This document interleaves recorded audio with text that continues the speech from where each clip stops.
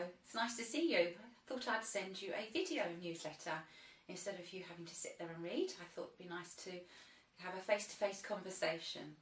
So, how are you doing? I hope you've been enjoying the website and that you've been back many times to look at the articles. I hope they're of use to you. Just want to take a few minutes of your time just to talk about holidays. We all love holidays. Time to get away from the normal humdrum of life, from the stresses and strains that everyday life can put on us. So a wonderful time to get away. But sometimes holidays can be quite stressful. And especially if you've had a recent heart attack or you've had a surgery recently, you may be a little anxious about going away. So I just wanted to cover a few things that may be of help to you, some little tips that may be of benefit to you. So if you are flying, if you have a stable, well-controlled heart condition, there's no reason at all why you can't fly. But obviously if you have recently had an event, it's well worth checking with your doctor before you go that you are fit enough to fly. Very, very important if you have any cardiac history, which of course you guys have because this is why you've joined the website, you need to make sure you get proper insurance. Now, insurance can actually cost more than the holiday itself, which is absolutely crazy.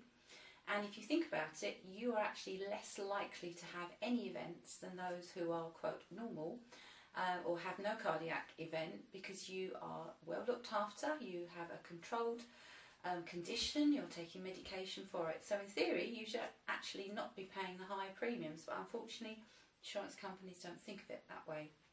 So the British Heart Foundation website does have some links there with a list of different insurance companies that will be able to supply you with insurance and won't cost you an arm and a leg. At the bottom of the newsletter, where you actually got this from, I'll try and put some links. I'll look and see if I can find some links directly to the British Heart Foundation, to their insurance bit, so that if you are interested you can just click on the link and go directly there. So, are there any destinations you should avoid with a heart condition? Now the obvious answer is very hot and very cold, so the two extremes, but also places with very high altitude. So if you're going to the mountains, especially if you are considering skiing, so you're going to a high altitude resort and it's very cold. Now obviously this time of year you'd be having to go to America, Canada for that sort of thing. But obviously we've got the ski season which will be upon us in the next 4 or 5 months. So things to think about: if it's high altitude, there's going to be less oxygen. Everything is going to feel much, much harder.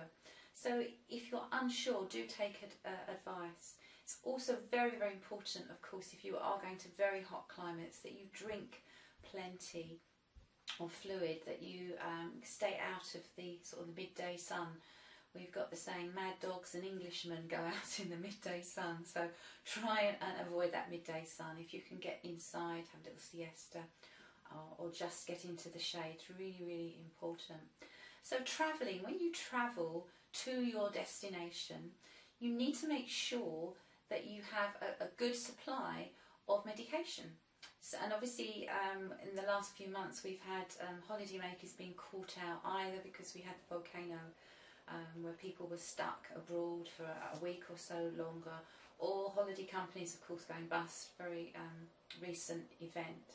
So always make sure that you take a little bit more than what you actually need, especially all the beta blockers and all those other very, very important drugs, especially if you're on an arrhythmia drugs. Very, very important you take enough medication. So you need to have enough medication and probably a little bit more in your hand luggage, so if you are delayed in flights, then you need then you've got that with you. And of course the airlines now are restricting medication to 100 millilitre of fluid or liquid or gel. So if you are taking more than that, they may ask you to test the medication. They may actually want you to have a sip of it. If in any doubt, then do contact the airline direct. And if you're doing more than one flight, then obviously contact all the airlines. You may find different airlines will have different rules. So that's an important thing to consider. So if you're taking a journey that involves sitting down, you're restricted in your movements, so flying or long distance car, coach journeys, there is always the very, very slight risk of deep vein thrombosis. So what is DVT or deep vein thrombosis? Now, because you are restricted, you're not moving around, what happens is the blood pools. What happens is it stays in the legs. It's not moving around as fast as it should. And what can happen is you get a clot that forms in the calf muscle, because that's where all the blood is, the majority of the blood has gone. And then if that then breaks off and goes to the lungs, unfortunately it can be fatal. So what's the symptoms of having deep vein thrombosis? Well, what happens is the calf muscle itself becomes very, very painful, very tender to touch. You will also get some swelling in the ankle. So if you get any symptoms like that after you have taken a journey that has involved being restricted to your seat, then you need to get that checked out with the doctor. And even within 2 weeks, it may not happen in the initial first few days, up to 2 weeks you are still at risk. So, but for most people this is very, very unusual. But if you've had a clot before, you've experienced this before, then you do need to take some precautions. So it's well worth talking to your GP. If you've recently undergone surgery which involved a general anaesthetic, again you're at slightly higher risk. So it's worth also talking to the GP. Now they may advise you to get some compression socks. So don't just go to the local chemist and buy the first packet that you grab off the shelf. You need to be measured. It's very important, if you are advised, and only if you're advised, to get compression socks. The general public and you guys, you don't need them unless you are advised to do that. So make sure they fit. So it's no good having them and then not having the appropriate ones.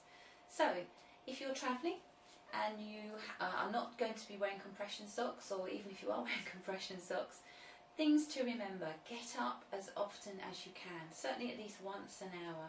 So obviously in an aircraft that can be quite difficult, you are restricted in movement, but getting out of the seat, walking up and down the aisle, having a stretch.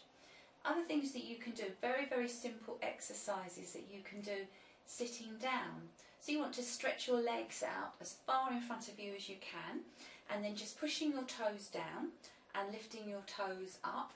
What's happening is you're working your calf muscles. It's almost like pumping, priming the heart. So you're pumping the blood around your body. So that's a really good exercise. Another exercise you might like to do is actually to put your feet down onto your toes, push your heels up, and that will be good. And then just rotating. So just rotating the ankle around.